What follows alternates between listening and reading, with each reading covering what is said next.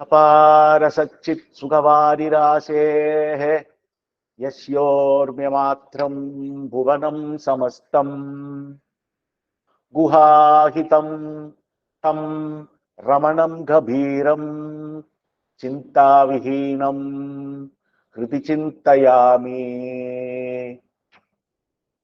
अंतर्यश्च बहिर्विदुरतिविरं ज्योतिर्मयं शाश्वतं स्थानं प्राप्य विराजते विनमता अज्ञानमुन्मूलयन् पश्यन् विश्वम् अपीतम् उल्लसति यो विश्वस्य पारे परः तस्मै श्रीरमणाय लोकगुरवे शोकस्य हन्त्रे नमः। नमो रमणाय Arunachala. We will proceed with song 16. We have in the last two sessions we have seen 16 to 20 in elaboration, and I think last session we concluded with song 23. But that doesn't matter. I will quickly run down 16 to 20 now, and we will then take the remainder as we go on.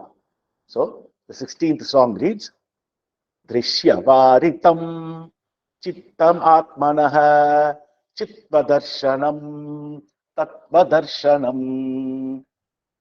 Drishyavaritam, that is Chittam Atmanah. If instead of seeing, Drishyam is seeing, is the process of seeing. So instead of seeing objects that are outside, if we turn our mind inwards, if we internalize our mind, and what we do internalize our mind, which means what the statement means, not to think of anything else, be thought free, get into the state of thought freeness. And that is exactly not the first half of the Upadesa given in this sloka. Leave out external thoughts, seeing external objects. Seeing external objects in always in our parlance will also mean thought, our own thought. That is also called a seeing in that sense. So don't go behind external objects or any thoughts that rises. Don't attach any value to the thought. Don't even try to conclude or complete a thought. Don't dwell in the thought. Immediately, the moment you realize that yes, a thought is arising, move out of the thought. Move out of the thought. Just don't hold on to the thought. Just don't try to analyze what that thought means, or don't try to complete it in a sense. And that is step one. And having achieved that, what do we do? Focus on the feeling called I that we all have within ourselves. Focus on I. The first person is all the attention has to be given there. Why do we do that? We have seen that plenty of times. If we have to solve the problem of an artificial snake appearing on the rope, what do we stare at? We stare at the snake because at this point in time we think it is only a snake. We don't yet know it is a rope. So we pay keen attention to it to investigate what is the truth behind this appearance. And slowly we'll come to the conviction that yes, it is not a snake after all. It is the rope. And we'll conclude it is a rope. So, similar in the same way, if we need to understand what is this appearing as I, all the texts are proclaimed very clearly right from Bhagavan. Everybody has told it is the rising I based on which we are doing all our transactions on a daily basis. Not with the help of the pristine pure I. It is a rising I that creates, that conjures the entire world as we see it. There is nothing called world other than the construct of the mind. And the mind, with the help of all the indriyas, the jnanendriyas, the five jnanendriyas, it gathers data. The jnanendriyas gather data from the seemingly outside world. As of now, the world is created by mind and it is pushed outside by mind. But Maya makes us believe that it is there outside. Where did it come from initially? It came only from the internal mind. The mind is the one that creates the world and pushes out and Maya makes us believe it is outside. But let that be that for the present. So what with that? So what this jnanendriyas that we have do, the eye, the ear, the nose, the mouth, and the tactile, the tongue, and the tactile sensation, that is skin. What do? They, based on their own faculties ability, they observe data and they keep the data there. They collect the data from the external world and try to pass it on to the mind. So on their own, they cannot, sort of process the data and make any meaningful sense out of whatever is seen. Their job, these five Jnanendriya's job, is only to collect the data and then it has to be passed on to the mind. The mind will do the parsing of the data. It will do the analysis of the data. And then we realize, yes, I am seeing a computer in front of me, I'm seeing my cell phone in front of me, and all that is happening. But where did they originally come from? They come only from the mind. There is a beautiful sloka written by Bhagavan in that is, I think, sloka number 6 in Arunachala Ashtakam, where he clearly says that because of the wondrous power residing within the self called Maya, all the tendencies, the past vasanas that we have gets kindled from inside us, and they come out. And the Maya, what it does is it projects them as though they are outside. This is the world that we see. World is nothing. There is nothing called world based on the teachings of Vedanta. There is nothing called world which is created by Ishvara or whatever. There is nothing outside at all. Everything is stemming out from inside us. And with the help of Maya, they are pushed outside, seemingly, not really. And that is what we believe. It is outside, and we think there is a world there, and I am living in the world, I am a part of that world, and all that comes in. But everything is contained only in the mind. The tattva of Paramatma is called, he is Anoraniyam, Mahato Mahiyam. He is atom, he is smaller than the atom that you can conceive of, and he is larger than the largest object you can conceive of. That is Atman. That is the nature of Atman. That is how Atman is.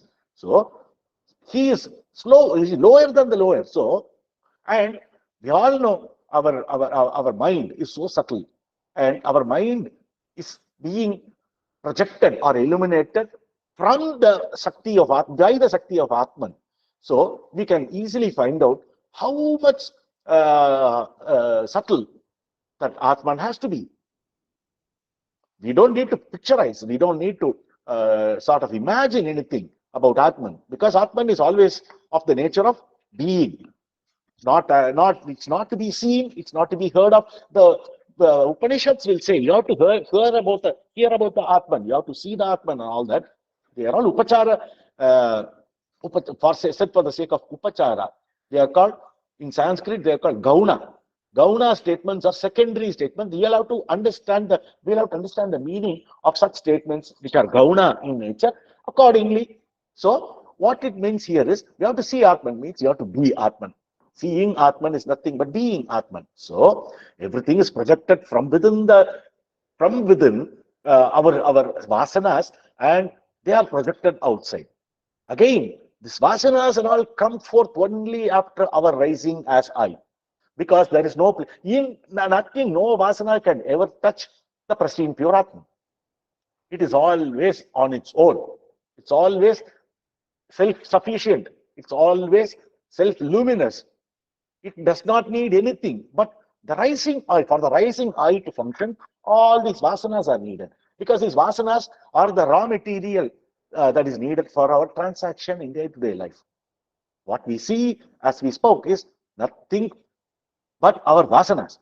Everything based on our propensity come out. And there is a Ishvara Niyati in such a way that all the vasanas that comes out to various places have some kind of a correlation between each other in such a way that I see a world, you see a world, and we are able to talk about the world. But this is possible only. This is a very tricky subject. This particular concept, as we have seen it before also, but it's okay, it's worth it. There is this concept called Eka Jivavata. There is only one Jiva, and everything is a projection of that Jiva. So, if that Jiva realizes its truth, everything is solved. But that does not mean if one Jiva sort of understands himself, the whole world is gone because self-realization has taken place. Everybody is realized. No, here there is a big caveat. This is the beauty of Vedanta. This is how things are happening here. This one who is saying is the Eka Jiva is not himself that Jiva. He is a construction of the Jiva. He is a creation of the Jiva, just like every single else, every single person, every single other thing is a creation of this Jiva, this one Jiva, Eka Jiva. This person who is talking, with whom this Jiva is so closely attached, is also a creation. So he is nothing more than a part, just like every other being that we are seeing in this world. So what happens? There is only one Jiva. And I am not the Jiva. I cannot say I am the Jiva. I am a projection of the Jiva.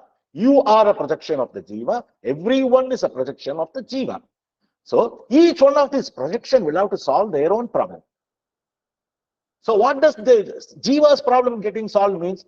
When the individual, the Vyakti, that is me, when I am solving the problem, as far as my imagination is concerned, it is stopped, but the other imagination seemingly continue, not from my point of view, but from the other's point of view, at least from my current thought process. Is this understood? This is a very tricky portion of Vedanta Shastra, especially Advaita Vedanta Shastra, called the Eka Jivavata, which is a very, very powerful way of expression and understanding. And Bhagavan's teaching is full of this. Everywhere you see Upadesa Saram, Ulladunatpadi, everywhere. This one, even though Bhagavan will not use the term explicitly called Eka Jivavata, Muruganar has used it in one of the sloka, clinching sloka in Guru Vachaka Kovai, sloka 534, and very clearly says, let the man with courage and strength always believe that there is only one Jiva.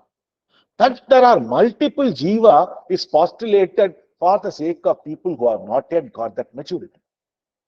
It's the gist of the 534th sloka of Guru Vachaka Kovai.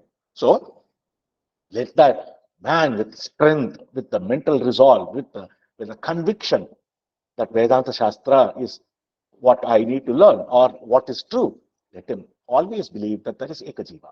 Now, coming back to our sloka in hand, the sloka 16, so we ignore all the external objects and we turn our attention, our focus inside. And where do we focus on? On ourselves, on the I, that is rising up. Because this is all we know. As of now, we know that there is something risen up, and I need to investigate what is rising up as this I. So what should I do? Keenly scrutinize the nature of this I. And it is very clearly said, everything will be falling down. In the next sloka, it will be done. It will be concluded. In the next couple of slokas, it will be concluded. But in the 16th sloka, it is said, if having set aside the preoccupation with the objects of the world, the mind dwells inside. It will find itself to be of the nature of consciousness. That is the vision of ultimate reality. So this is what is advised. This is the step that is advised, the method that is given. Leave out externalities. Leaving out externalities is nothing but vairagya. This is what is known as vairagya. That is, they were having the mental strength, resolve to ignore objects that are seemingly appearing to us. Ignore them. This is achieved, as we have seen many times, in our deep sleep state. Every day we achieve it. Yes, we achieve it. But we are not able to benefit out of this achievement because this achievement happens on its own based on the nature of the mind. The mind goes tired. The mind, after a day's work or a long period of working, it falls tired and it stops functioning. And because of this stoppage of the mind, everything goes to a state of laya, suspension. They all go to a state of suspended animation. So it goes to laya.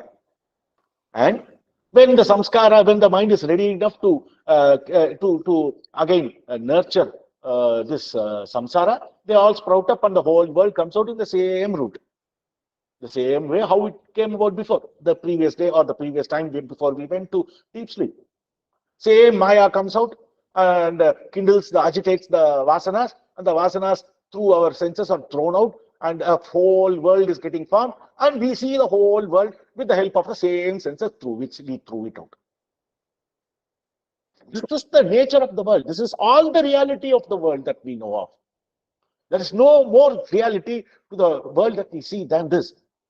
If one really understands this keenly, does a lot of introspection, a lot of mananam on this concept, and eliminates the concept called world, what is there for him to do? He'll be the man that was talked about in the sloka number 15.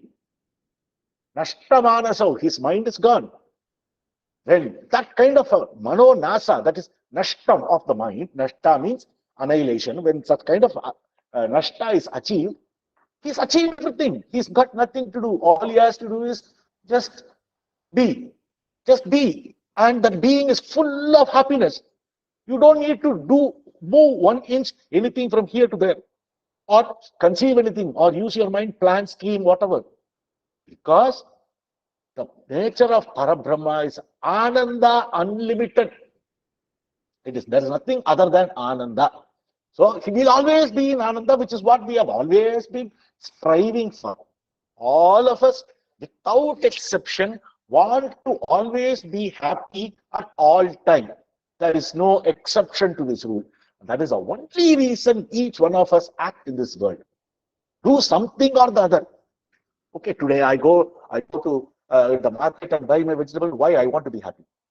By means of consuming whatever I need to, or by means of appeasing my hunger. Whatever, some form or the other, ultimately happiness cannot be dispensed with because it is our inherent nature. And so, when we go to sleep, we don't go with that kind of achievement of manonasa, whereas we go into a temporary space called manolaya. That is happening in our sleep every night, but we are coming back again. But in order to completely eliminate the mind, the advice given in the Upadesa, given in sloka 16, is the key. Leave out everything external, keenly sit back and focus on your being. That's on your I, feeling of I, that is that. And then slowly you will find out there is nothing called rising I, because of the attention. It is so much of one-minded, focused attention that the rising I receives, it stops functioning. It cannot survive. That kind of a scrutiny, it cannot survive. So the 16th sloka is one of the most practical sloka that we have here, that is given by Bhagavan. All of us can, without exception, with a simple understanding and gaining the clarity and getting all clear doubts resolved then and there. Let not doubt be there in this stage, because this is the foundation or the stepping stone for reading Bhagavan's direct marga, the mountain path called Atma Vichara. As I told you, this very, very important step in our understanding. While you are thinking, I'll just go through the whole thing one more time quickly. Leave out the method, leave out external objects. Don't pay attention. Sit quietly, close your eyes or open your eyes, it doesn't matter. Do not form anything in your mind. Try to be in a meditative state by not giving any attention for the outward going mind. Instead, suspend the mind. It will come by practice. It will not come immediately. Be absolutely warned about it. Don't expect the mind to, the nature of the mind is to sprint outwards.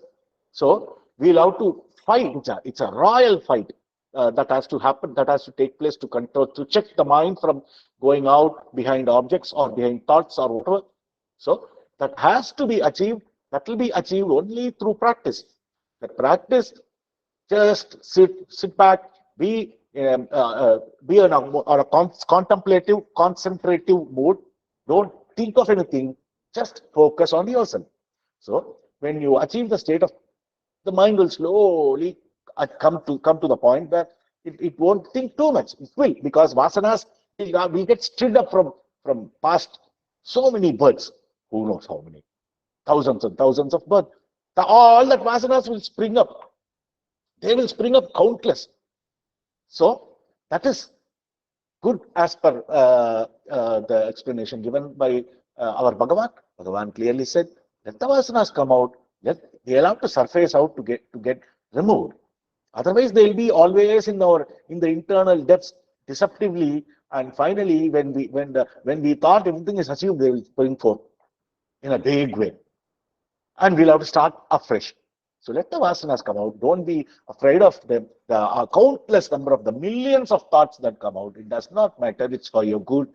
And let's work on the question, who am I? We have seen the method of who am I. If vasanas come out, don't try to follow the thought. Don't try to complete the thought. Instead, ask to whom the thought is raising. This is only a prompt. Based on this prompt, the answer will be to me. And then, if you say, who am I? Why we are saying this, who am I? Only to divert our whole undivided attention to the feeling called I. If you are able to do that even without this prompt, fine enough. By all means, do. But the only thing is, do. That is more important in Atma Sadhana. Yeah? So all we have to do in this method is leave out externalities, focus on your being. Yes, it's very important.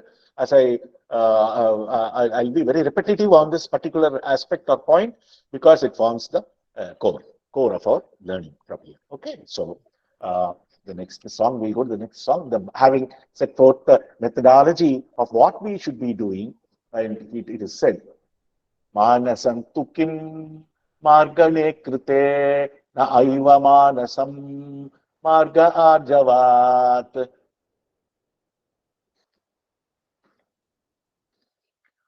Manasam tu kim. Manasam is mind. What is mind? If you explore, when you inquire, what exactly is this mind?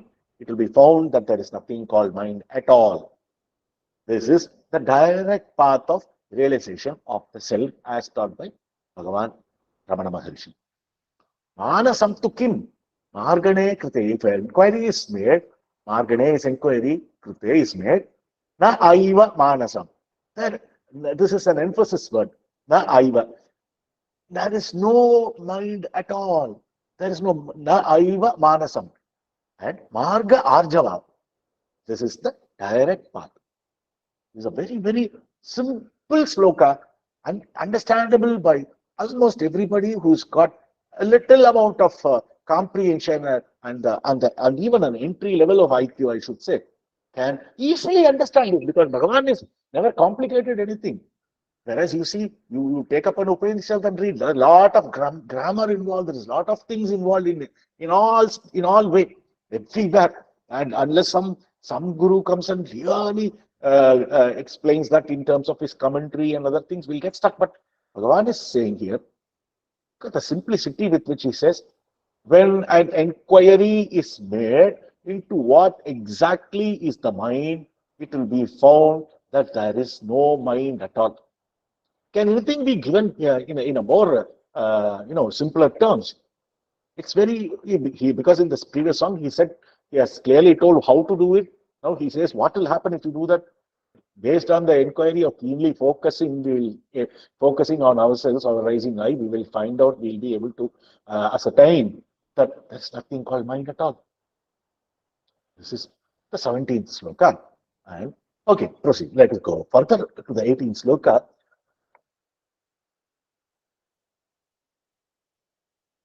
Vrittayastvaham vrittimashritah vrittayo mano vidyaham manaha vidyaham manaha. So what he says here is, okay, we have been all the time, right from a very young age, or right from janmas to janmas, they are acclimatized with this concept called mind. Even though Bhagavan says there is nothing called mind, still a problem may arise within ourselves, saying that if mind is not there, Then Bhagavan, what is this thought? We are getting so many thoughts anyway, and that cannot be refuted. What are these thoughts? Bhagavan says, thoughts alone constitute mind. What you think or what you always call as mind is nothing but a multitude or a bunch of thoughts. That is all mind is. So, for now, you be happy. That is a state of no mind. There is no mind if you scrutinize it.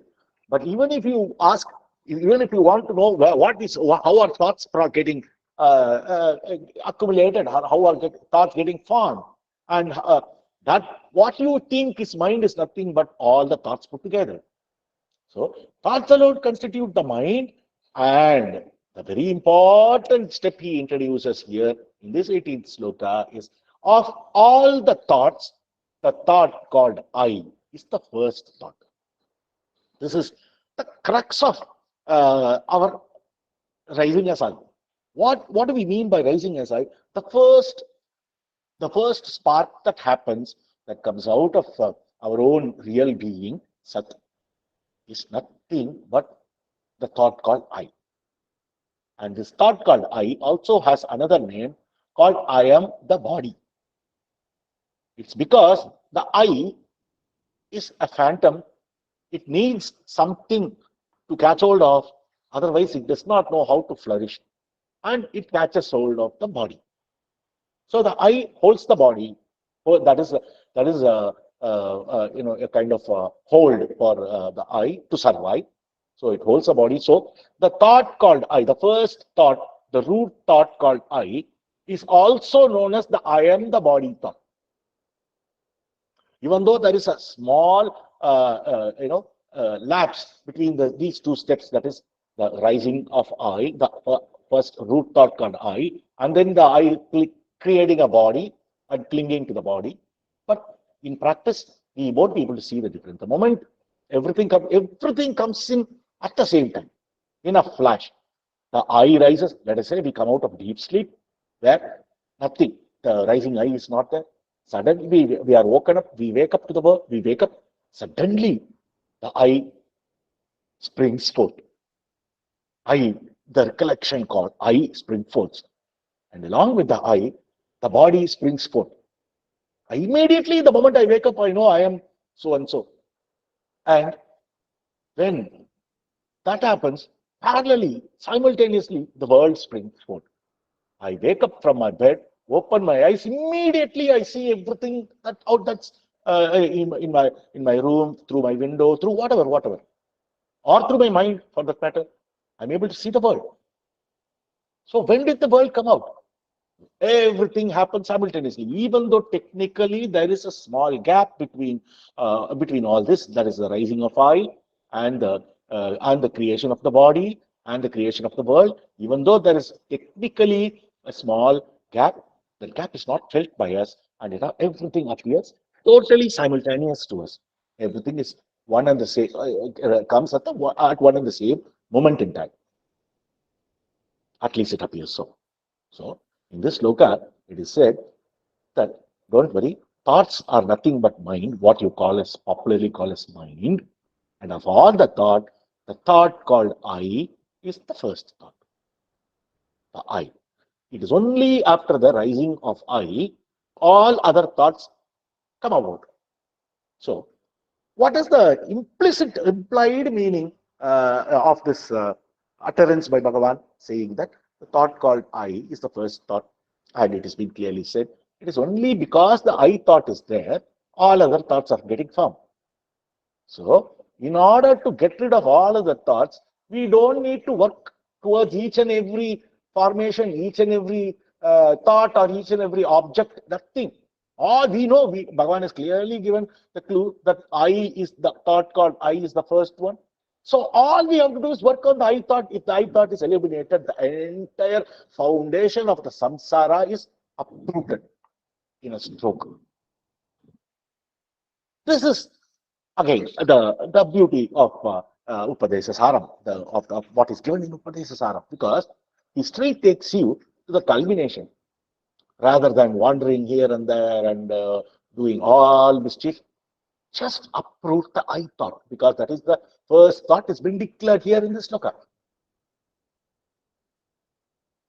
So the 18th sloka declares that I thought is the first thought that arises, and all the thoughts put together collectively is known as mind. And going to 19th sloka, Bhagavan says, Aham ayam kuto bhavati chinvatah ahipatatyaham nija vicharanam. So he's again one more time going tracing to the method here. This aham ayam kuto bhavati chinvatah. If on inquiring from where the I thought we saw in the previous sloka is the first thought.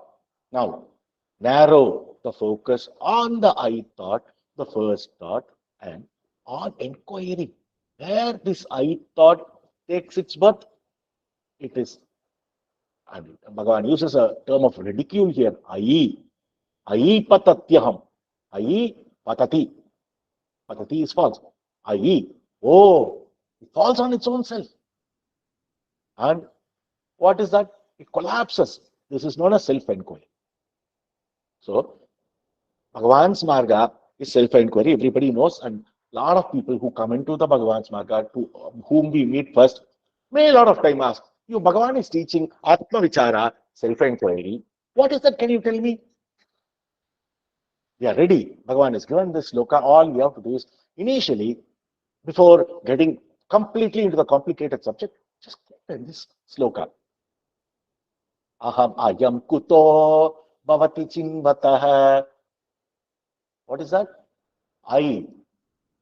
From where does this I thought takes birth? From where does it come? If one inquires, I. Oh, lo. Simple. I patati. Aham.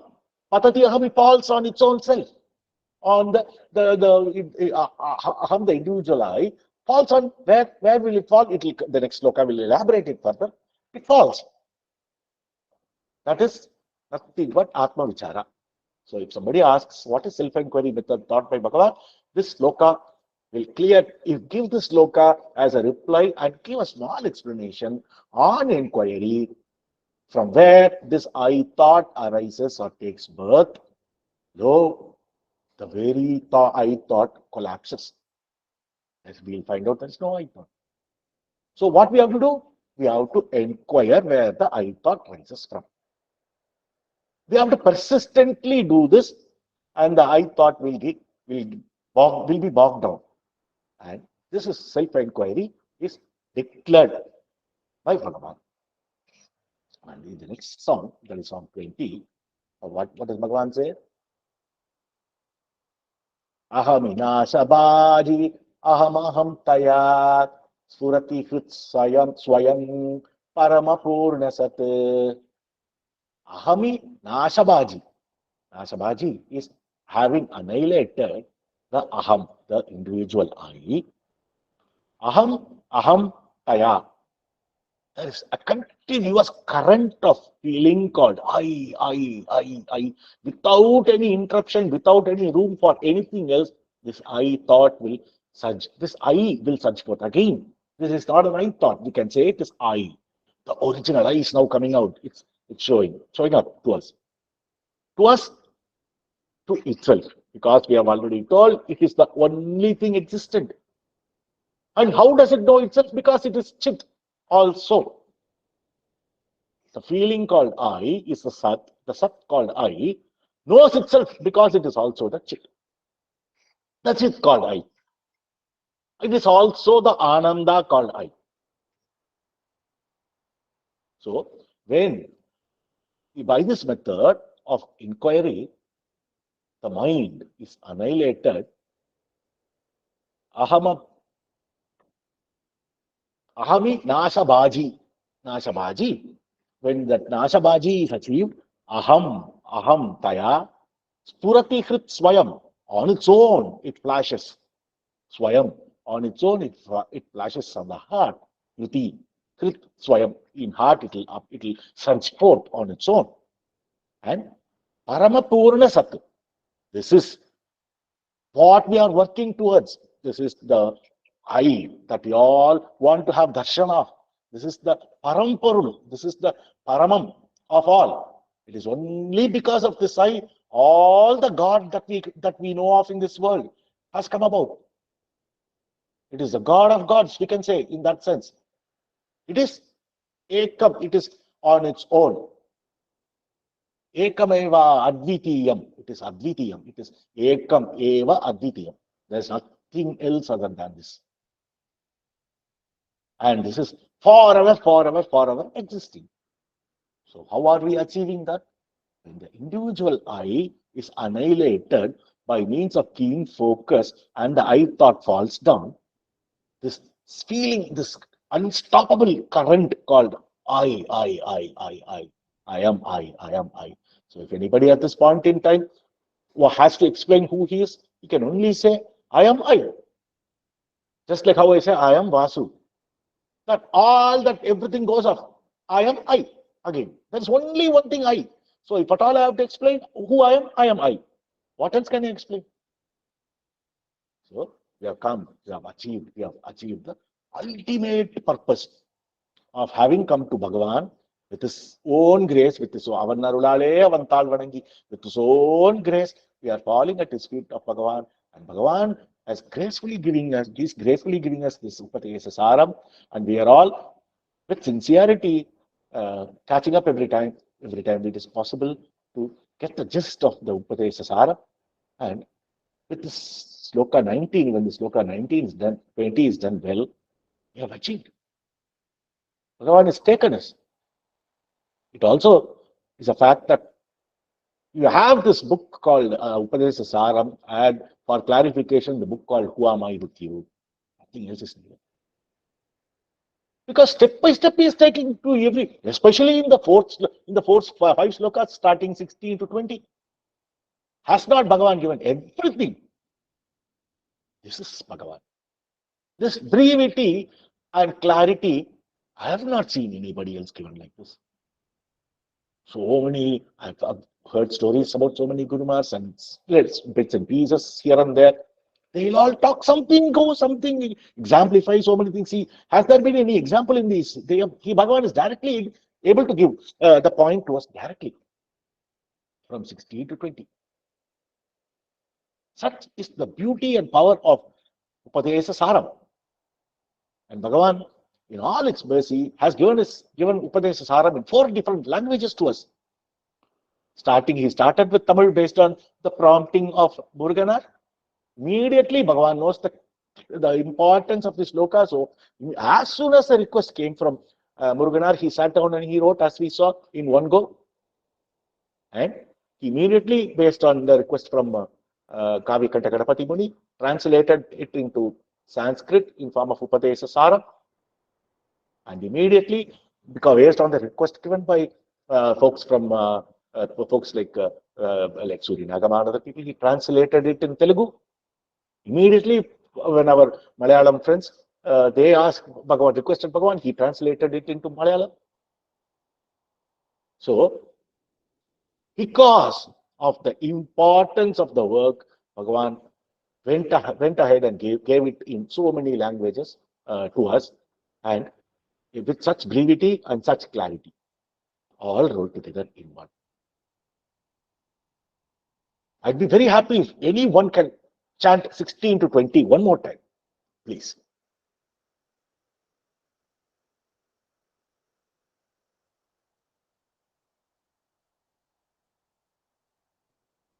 Maybe Veena Dariyamma can. Yes.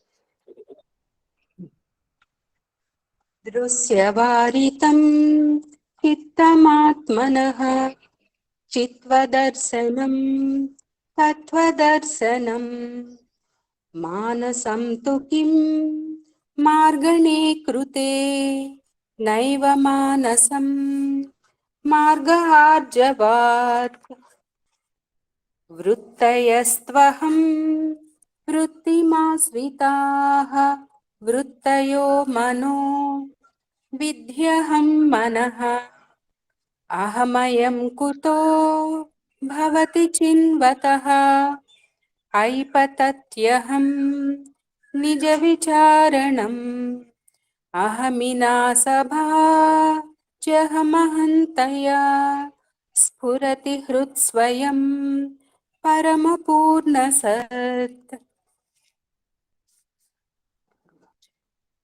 Yes. Arunachalam. Let's keep on chanting this every day. Let us keep on internalizing, chanting.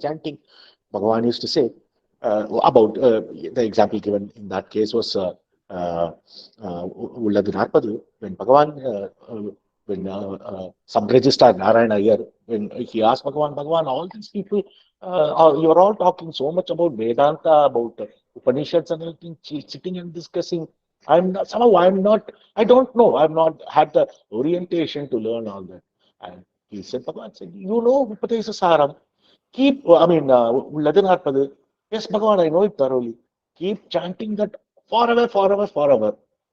And when you keep chanting, the power of the sloka or the grace, Bhagavan, what else can say? Bhagavan is saying it in different way, but our understanding is the grace that is quoted in all these formations of these words by Bhagavan is ever available to us. It is fully laced with what is known as grace.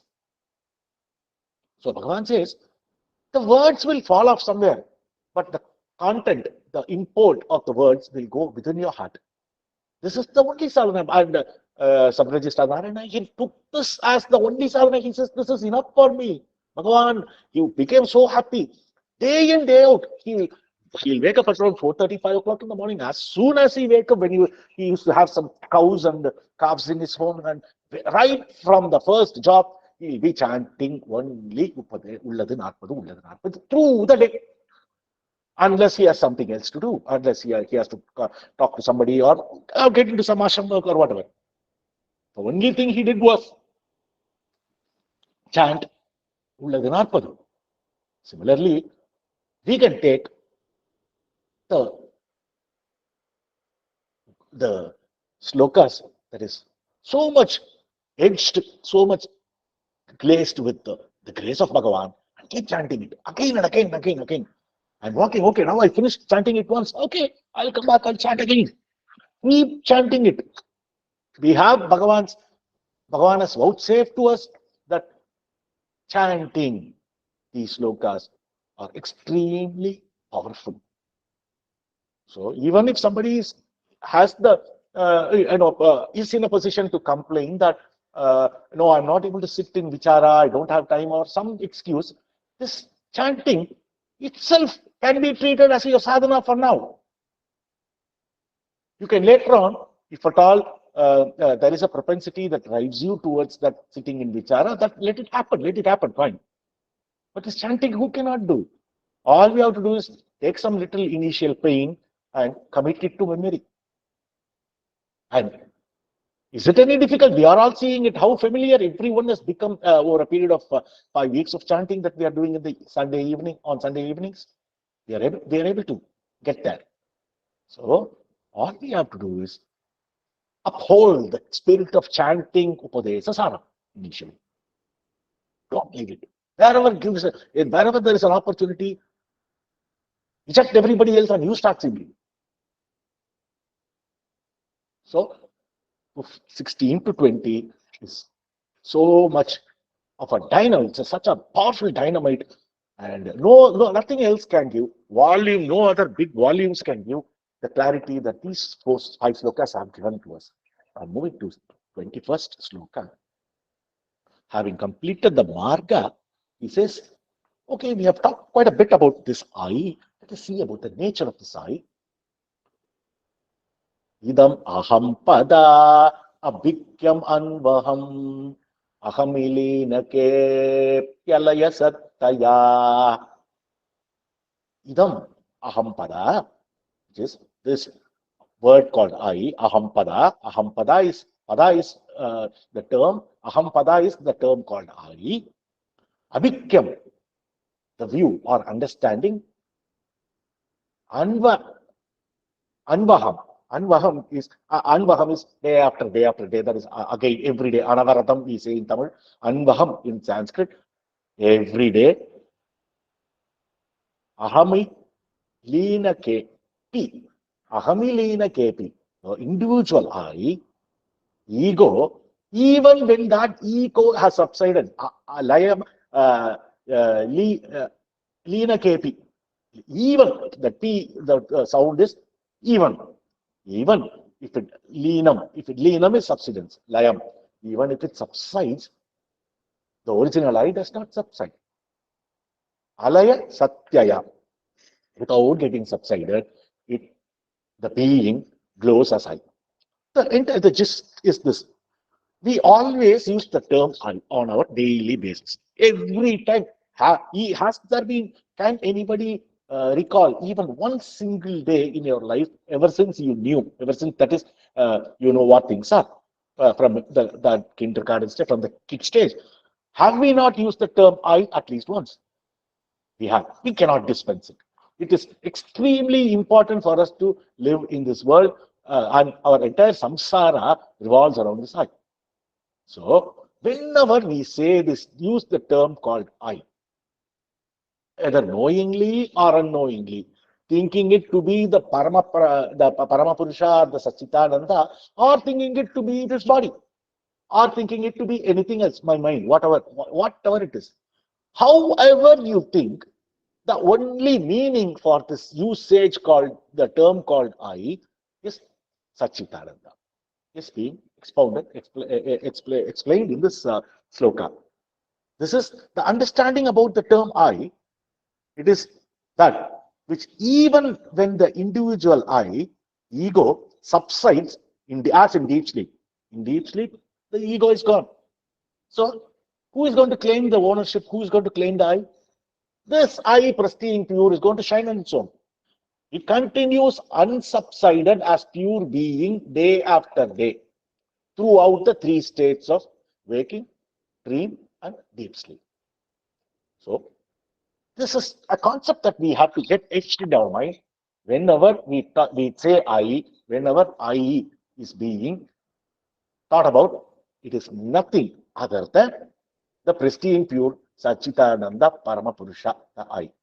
That is what you are, that is what I am, that is what any I that rises is a bogus entity, which comes out due to the Shakti, inherent Shakti called Maya from within the self, and get thrown as this I in the world.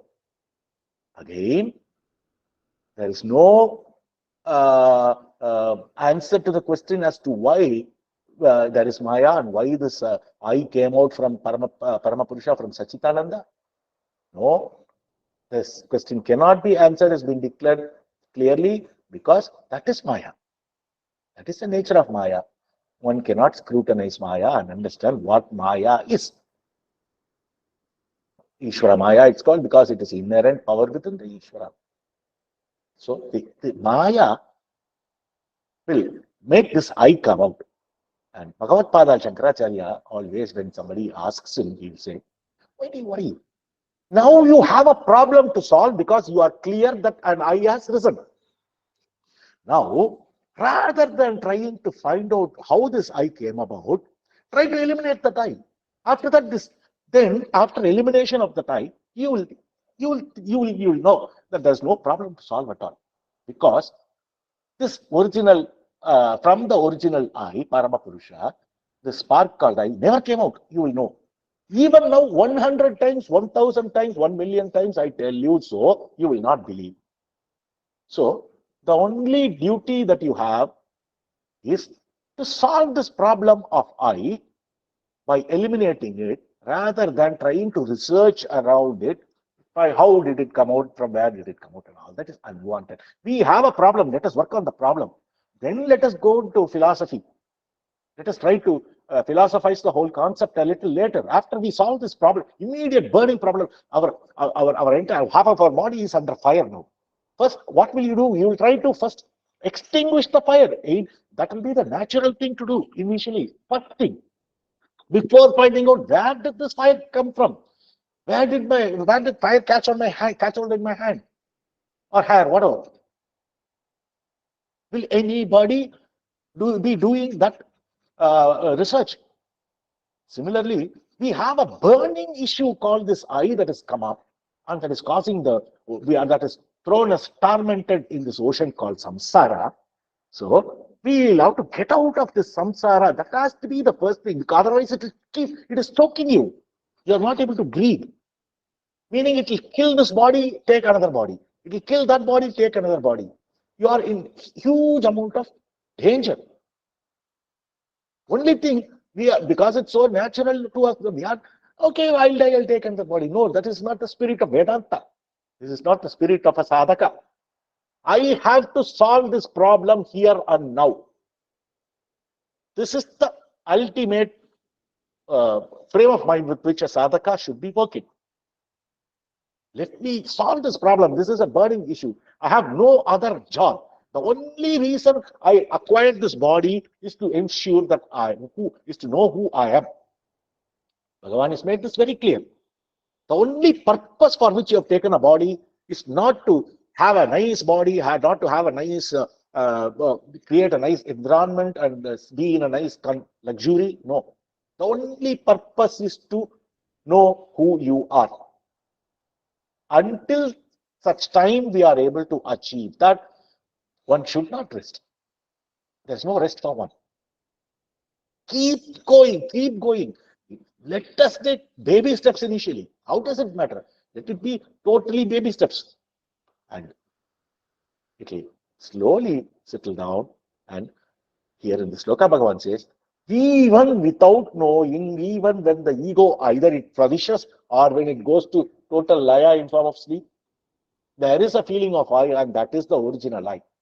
Whether or not you understand it, doesn't matter, it is the I. So at least a theoretical grasp of this concept will go a long way in our practice here.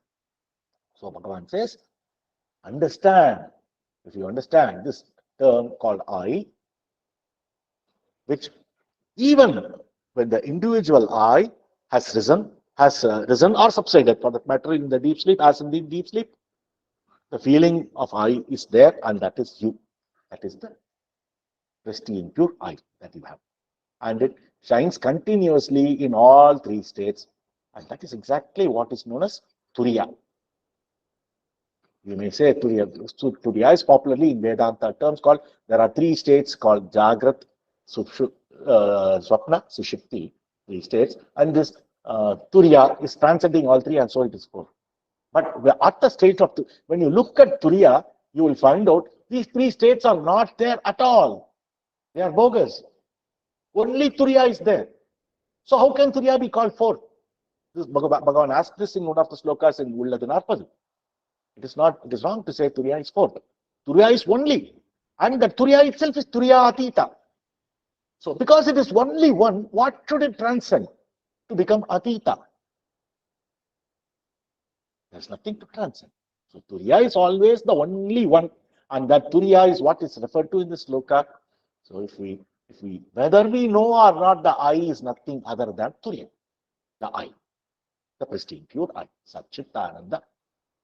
And when we go to the sloka 22, Vigrahendriya Pranaditamaha Nahamekasat Tajjadam Hyasat. So, this song, it says, he talks a little bit about the Panchakosas. Bhagavan so far has never spoken much about the concept of Panchakosa, because the Marga Bhagavan was teaching us is to not give much of importance to the Panchakosas, and because the Marga Bhagavan taught about is direct and directly taking you to the rising eye, rather than investigating on all the kosas that we have. But still, just for you to know, Bhagavan clarifies in this sloka, Vigrahendriya, Vigraham is body, the body, Indriya, organ, Prana, the pranas, the breath, the intellect that we have, Tamah, the primal ignorance that we have during deep sleep. All of them are not I. All of them cannot be I. Why? Because they are jata in nature. They are insentient in nature. It's declared by Bhagavan. Because all of them are thoroughly absent during our deep sleep. Only the Ignorance prevails, but the prevalence of the ignorance is known to us only after we wake up and come back to Jagrata. So at that time, we are merging with Sachitananda. But only thing is, we are not doing it consciously with effort, we are doing it due to fatigue. That is the state of the deep sleep. So, all these entities, starting from the gross physical body to prana, to mana, to intellect, the dhi that we are talking about, to that is Vijnanamaya kosa and Anandamaya kosa, which is nothing but the sleep, the bliss that is found during the sleep. Because at the time there is no content, and content free state is always bliss. That is why it is called Anandamaya Kosa. It is also called the causal body because it is only from after this causal state is agitated, it goes into creation of other bodies, like our subtle body, which is constituted by uh, Manomaya Kosa, Jnanamaya Kosa, Manomaya Kosa, and Pranamaya Kosa, and then the gross body, which is our gross physical body. Hence, it is called the causal body. And the causal body is full of ignorance. Ignorance about what? Ignorance about itself. Ignorance about its nature. Because it has not yet known its true nature. It is only because of absence of mind, the content becomes zero, like a draping of a big cloth over the content that we have. We all do that from time to time. If somebody is coming home and urgently I don't have time enough to clean, I take a big wrapper or a big cloth and I put it on top of it. Okay, fine. Like that, all the contents in form of vasanas is still residing very much. But the only thing is, because of the absence of mind, it is concealed. The projection does not take place. And it will take place at the appropriate moment when when the eye rises. I believe that everybody is following the concept. These are all the foundations of Vedanta. Keep following. I mean, the concepts are very important, and the method is equally important. But knowing the concept will give you clarity when you actually sit in the process of vichara. Okay, so in the sloka, Bhagavan says all the kosas, everything is insentient and jata, so they are not sat, they are not I. He swept it off, and that's about the talk about Panchakosas is over for now. And then he goes on to say, Sattva Basika Chitva Vetara Sattaya Hichit Chittaya Hyaham Chittaya Hyaham. So here it says, where could possibly a separate consciousness illumining the being? Where could it be? We have seen this many times also, that there is this Sat, and the Sat knows itself. It is self-illumining. It illuminates itself. There is no other mind or anything external to make the Sat knows about its own existence. Because it has got a nature called Chit along with the Sat itself. So the Sat itself is Chit. There is no separate consciousness. Because at the state of Advaita, there is only one. Ekameva Advitiyam. There is only one. Ekameva. So, who else or what else can tell the Sat that Sat is existing? It itself knows through its nature of consciousness. Chit. So, in this sloka, that is exactly where could possibly be a separate consciousness that illumines the Sat, the being. What exists as being? Sat is itself consciousness. That's it. And what exists as consciousness, it's itself the true I. So this is the I. When we have to really know what the true I is, it is this consciousness, which is there in Sachitananda, the being. Sachitananda is always one, is always the nature of Parabrahma. They are not attributes, they are not a feature, or they are not anything like that. So Sachitananda is the nature of Atman, which is nothing but Brahman. So in the sloka, it is made clear there is no separate elimination that takes place. It's all swayam. It all happens on its own account. Okay. So, and the next sloka says, Isha jivayor veshadibhita satsvabhavathor vastu kevalam. Isha Jiva. Isha is the Ishvara and Jiva Yo is the Jiva, individual Jiva. Vesha, Vesha is the outer form.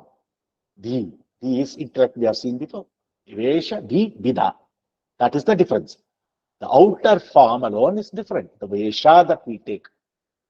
Like we go to the stage, one may be a Brahmin, and one the Brahmin may go and take up the the role of a Chandala as an actor, and he will take that role. But has he turned into that? No. It is only a Vesha. Likewise, we are always Parabrahman, the Sachitananda. We are only taking a role. We are only taking a Vesha.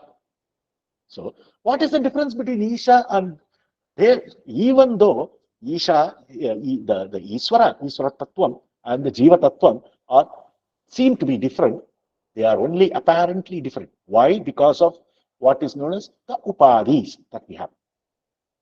Satsvabhavato Vastu Kevalam. If you really see about their ultimate nature, they are nothing other than Vastu, other than the same entity. Ishvara has got the Upadi called Suddhamaya. That is his Upadi. Ishvara also has that Upadi. But the Maya is totally under Ishvara's control, so the Maya cannot wag the tail in front of Ishvara. And Jiva has got this Upadi called Avidya. This Avidya is the one that is responsible to conceal the real nature of the Satchitananda from us.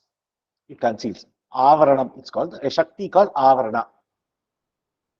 And when this avidya does this job of avarana, that is, it conceals the fact that you are the I, the pure I, and it creates the spark called rising I. Immediately, this Maya uses a Shakti called Vikshepa. And with the help of the Shakti called Vikshepa, it projects the entire world. Like we saw earlier, how it happens technically, it happens from Vasanas, it comes out. All this is done under the spell of Maya. So this Maya, with the help of with its own power called Vikshepa, and the Shakti called Avarana is also Maya Shakti, but Maya uses this Avidya to conceal the truth. So what happens? From being the Parama Purusha, from being the entire universe itself is nothing but I. From that vast expanse, we are now confined to this small cubical body, this small, body made of few cubits. Nothing else. Who is responsible for this? The responsibility is because of avidya, the working of Maya in form of avidya in jivas. In Ishvara does not have the problem. Ishvara always knows who he is. He always knows he is I. He is Parabrahma. Jivas are no different from this Ishvara. Jivas are also same thing only because of this ignorance. So all we have to do is remove the ignorance. This is sadhana. Not achieving anything, not doing any Herculean Himalayan task of breaking ourselves. No, we don't need to do anything. All we have to do is understand clearly that there is a layer of ignorance, and all I have to do is to remove this ignorance and know myself as my true nature, the Sachitananda. This is some substance of all the Upanishads that is there. The entire Vedanta teaches this. So the difference between Ishvara and Jiva is spoken about here, which is between Ishvara, the personal God, and Jiva, the individual. The difference is only in form and range of their mind. That is Upadi. But in real innate nature, they are one and the same absolute entity. So it is only the nature of Upadhi, and for the sake of recollection or reminder, Upadhi means a limiting or something. It is only because of the Upadhi that we know anything at all. In a Upadhi free state, our first prime Upadhi is mind, which has come out from the rising eye, mind, all these are the Upadhis.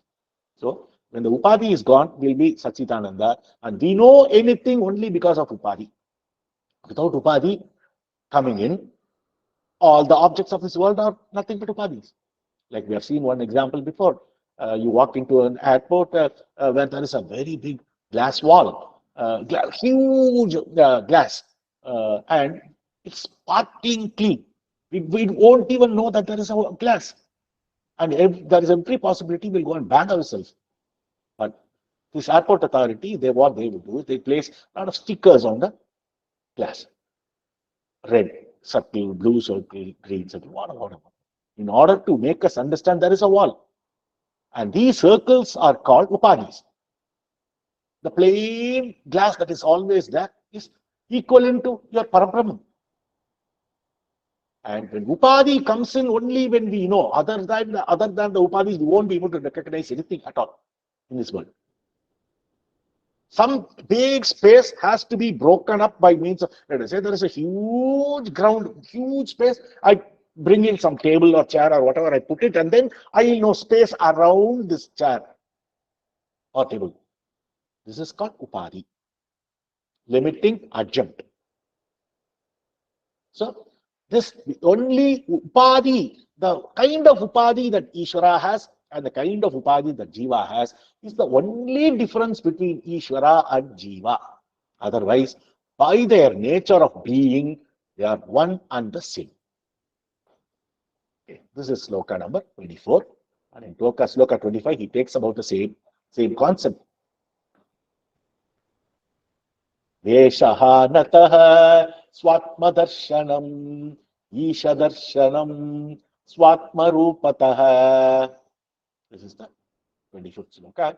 Veshaha natah. That is the superimposed attributes hanatah with elimination of sat, one's own atma. That is one's own self. So rather than going word for word, I give you the meaning itself. With the elimination of the superimposed attributes occurs when the elimination of the superimposed attributes occurs vision of oneself. So all we have to do is upadhi, remove the upadhi is our aim. And that itself is the vision of God in the form of one's own self.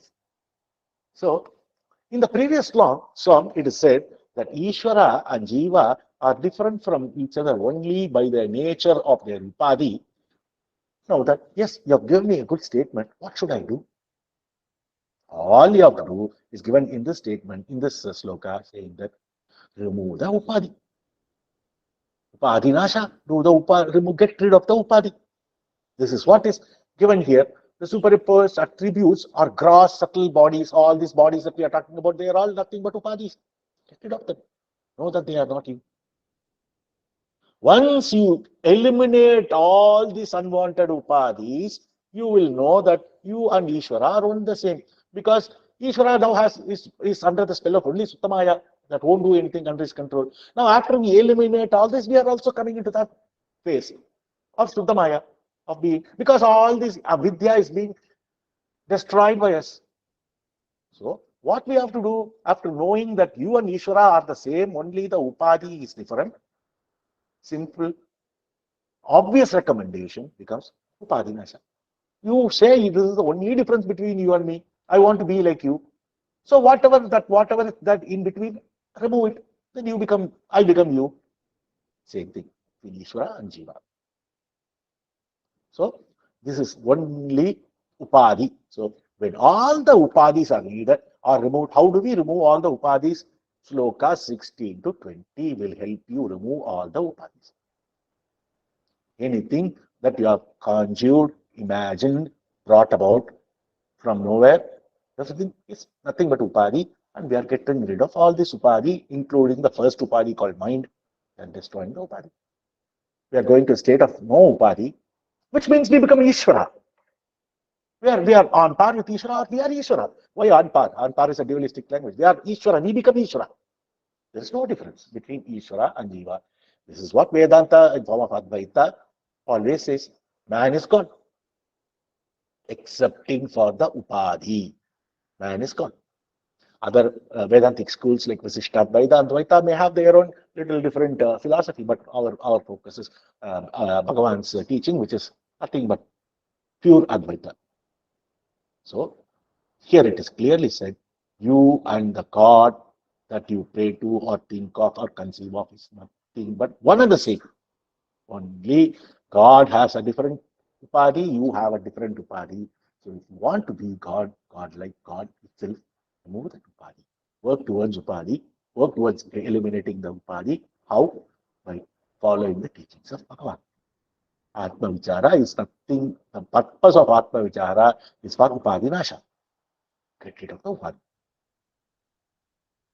So everything has got a beautiful thread that is passing through all these slokas. Have so beautifully. Bhagavan never gave anything for the sake of giving. Everything is so beautifully intertwined, and we are able to see that. Why? We are able to sew everything. Go from here to here, like a single thread that is passing through a sequence of beads. There is a song called Manigalil Saradana Uyatorum Nana Madam Toru Buruvana Marvini Nira. Bhagavan is writes this in the fifth song of Ashtakam, Arunachala Ashtakam. Like the being that passes through, like the thread that passes through all the beings, you, the being, the Arunachala, passes through all the existing universe, and in order to prove that there is only one God, that is you, Arunachalam. So, similarly, here, all we have to do is the entire purpose of all these practices for elimination of Upadhi. When we eliminate the Upadhi, then I think we have achieved it. We have become Ishvara. That is what we want, right? 26th sloka, Bhagavan goes on to say, Atma samstitihi swatma darshanam Atma nirbhayat Atma nishtata Atma samstitihi swa Atma darshanam Atma nirdvaya Atma nishtata. So, Atma samstitihi, abidance, samstiti, you just stay put in Atman, the self, Swat Atma, self, the vision, the darshanam, the vision of the self, takes place. Atma Nirdvaya, not Dvaya is dual, so Nirdvaya, non duality takes place. Advaita is getting established. Atma Nishtata, this is inherence or fixity in the self itself. Abidance in one's own self is itself the vision of oneself. As the inherence in the self occurs only on account of self being non-dual. So, what is that we need to achieve? Be as self. So, there is nothing called becoming self. There are some terms used by people for us to understand. Initially, they'll say you have to become self. But becoming self is nothing but being self. You cannot become anything. You cannot become the self. Because it is only one always. Forever it is self. You are that. So where is the question of transformation, like the milk getting transformed into a curd or whatever? There's no transformation here. You are always that. You are always being. So being is itself becoming or being or same only. Becoming is a gauna varta, as I told. It's like the upachara varta only for sake of understanding. It's always being only. So here in this sloka it is said, abidance in one's own self is itself the vision of self. So you be yourself, and that is your becoming yourself. They are one and the same. As the inherence in the self occurs only on account of self being, non-living, because there is no two. One to become another. So you can only be ultimately. Right. So this is the sloka number 26. Sloka number 27. Jnanavarjita ajnanaheenachit jnanamasti kim jnantumantaram. Jnana varjita. Jnanam is objective knowledge here. What is referred to here is the knowledge of object. Jnana varjita. Varjita is to be free of. Ajnana heena chit. Ignorance, ajnana. Heena is devoid of chit, consciousness. Jnanam asti kim jnantum antaram. So jnanam, the knowledge, the true knowledge is there to know, anything.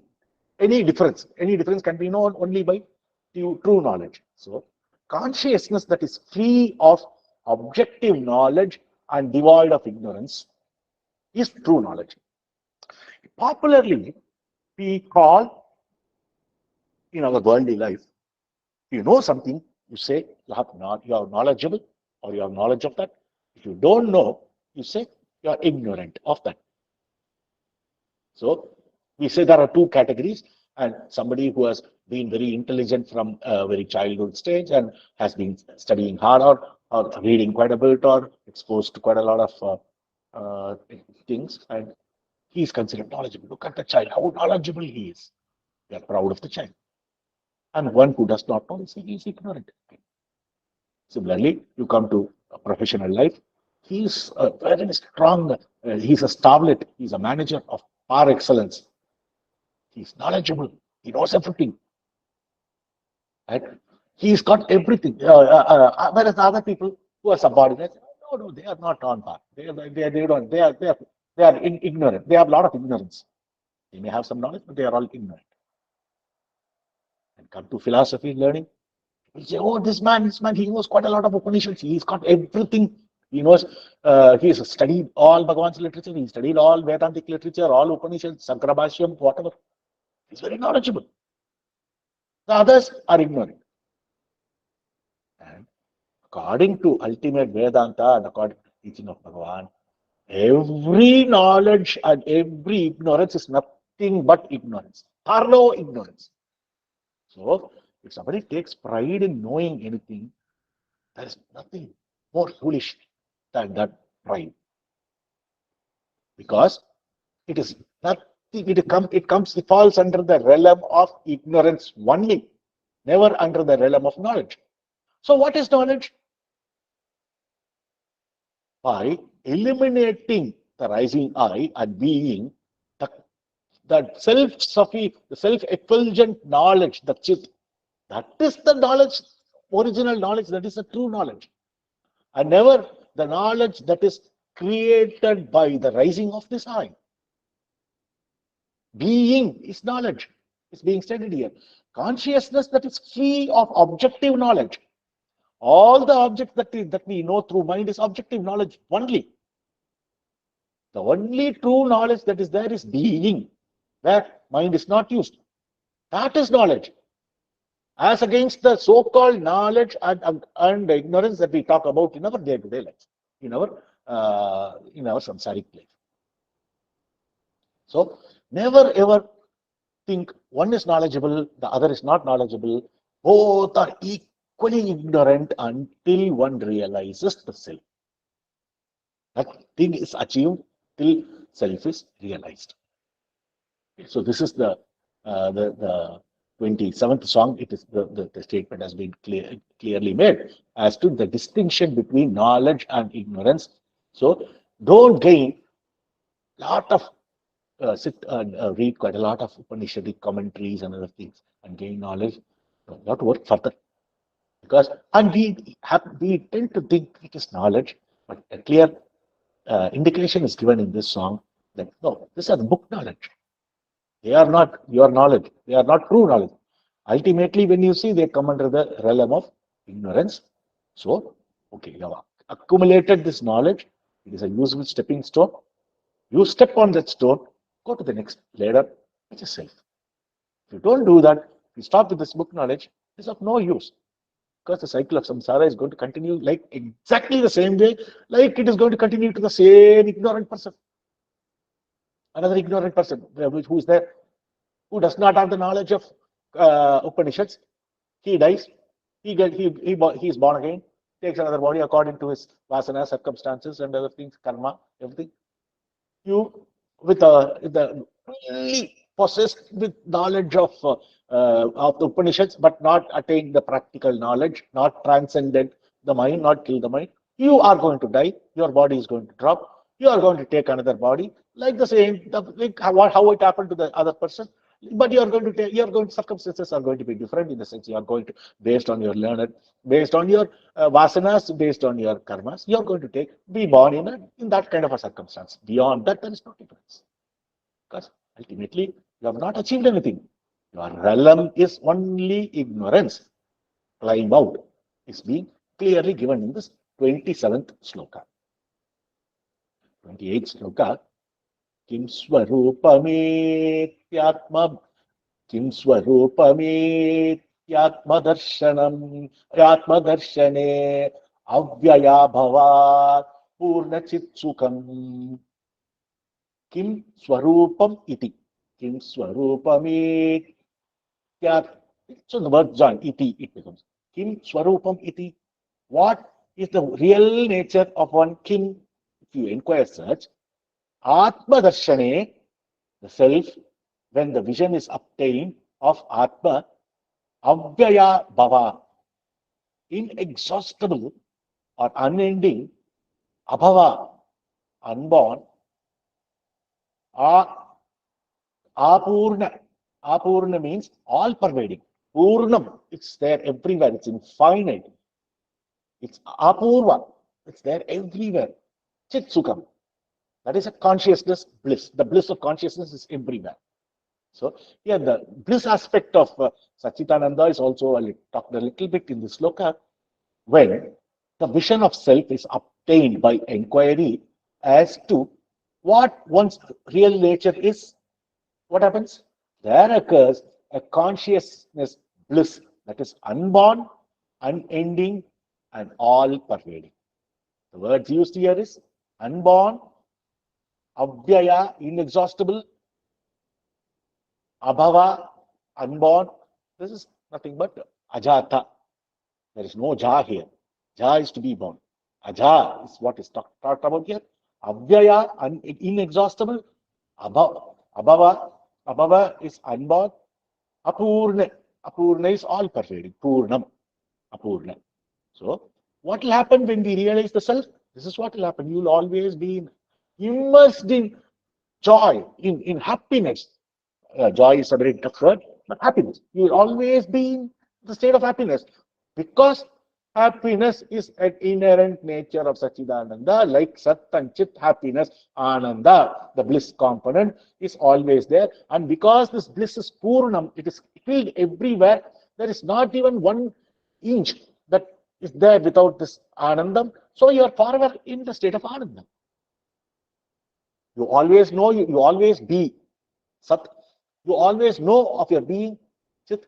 You always are happy, filled with Ananda, brimming with Ananda. That is Ananda aspect of Satchitananda. So in this sloka, the nature of Satchitananda is explained to us. And 29 and 30 sloka we will see in the next session. Let's take it slowly. It should not be an issue because we'll spend time on all the slokas as we have done previously. And again, even in the next class, I'll touch base from 16 to 20 slokas till everybody is happily, submerging in the concept of Atma Vichara as expounded by Bhagavan Shri Ramana Maharshi. Arunachalam, Arunachalam, Arunachalam. Namo Ramanaya.